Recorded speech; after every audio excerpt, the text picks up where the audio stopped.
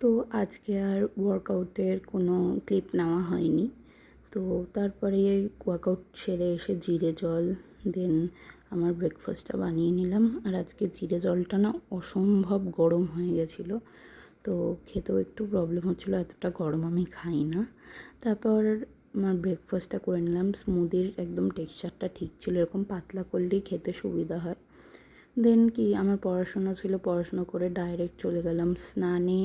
স্নান টান সেরে করেছিলাম লাঞ্চে ছিল ওল সেদ্ধ, কাঁকরোল ভাজা, তারপর হচ্ছে শাপলার একটা তরকারি, আর সাথে হচ্ছে এটা সর্ষে দিয়ে মেবি ভোলে মাছ হবে। তারপর দুপুরে একটা মুভি দেখছিলাম আমি, সেটা হচ্ছে অর্ধাঙ্গিনী। অসম্ভব ভালো লেগেছে মুভিটা, দুটো পার্টি, সবাই দেখো। তো এইভাবেই দিনটা শেষ হলো। তো গুড নাইট।